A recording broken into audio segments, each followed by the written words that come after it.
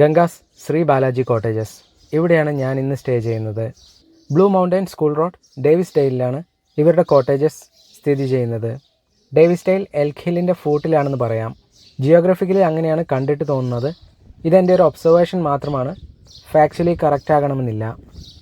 ശരിക്കും പറഞ്ഞാൽ 1155 രൂപയ്ക്ക് എനിക്ക് ലോട്ടറി അടിച്ചു എന്ന് പറയാം. ഞാൻ ഒരു ഡബിൾ കോട്ടാണ് എക്സ്പെക്റ്റ് ചെയ്തതെങ്കിൽ 2 ഡബിൾ കോട്ടാണ് എൻ്റെ റൂമിലുള്ളത്.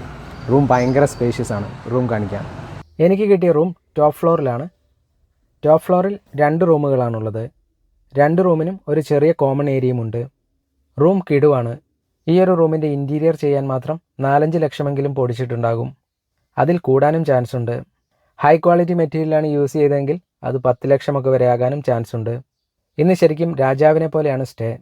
When you get more than what you expect, it's pure happiness. 1000+ രൂപയ്ക്ക് ഇത് ശരിക്കും അപ്സ്കെയിലാണ്. ഭിത്തിയിലുള്ള ഡിസൈനും TV യൂണിറ്റും എല്ലാം എനിക്ക് ഇഷ്ടപ്പെട്ടു. നന്നായി നീറ്റ് ആൻഡ് ക്ലീൻ ആയിട്ടാണ് ഈ റൂം സൂക്ഷിച്ചിരിക്കുന്നത്. ഒരു 4 മെമ്പർ ഫാമിലിക്ക് അല്ലെങ്കിൽ 4 മെമ്പർ ബാച്ചിലർ ഗ്യാങ്ങിനൊക്കെ പറ്റിയ റൂമാണിത്. ബാത്റൂം ക്ലീനാണ്, അത്യാവശ്യം സ്പേഷ്യസുമാണ്. 24 hours ഹോട്ട് വാട്ടറും അവൈലബിൾ ആണ്. ഇവർക്ക് റൂഫ് ടോപ്പ് സിറ്റ് ഔട്ട് ഉണ്ട്.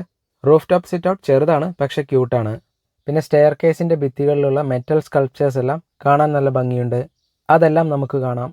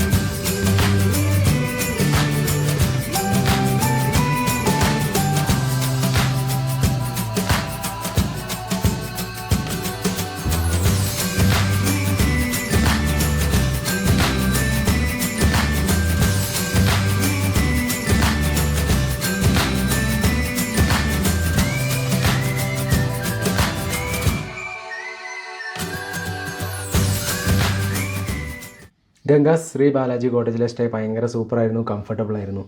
ഞാൻ ഒരു കോട്ട് ചോദിച്ചപ്പോൾ അവരെനിക്ക് 2 കോട്ട് തന്നു. വലിയൊരു റൂമും തന്നു. പിന്നെ അടിപൊളി ഇൻറ്റീരിയറാണ് ഈ റൂമിലുള്ളത്. വാളിലെ ആ ഒരു പാനലിംഗ് ആണെങ്കിലും ഇതിലെ എല്ലാ എലിമെൻറ്റ്സ് ആണെങ്കിലും നല്ല രസമുണ്ട് കാണാൻ. ഭയങ്കര ലക്ഷൂറിയസ് ആയിട്ടുള്ളൊരു ഫീലാണ് എനിക്ക് കിട്ടിയത്.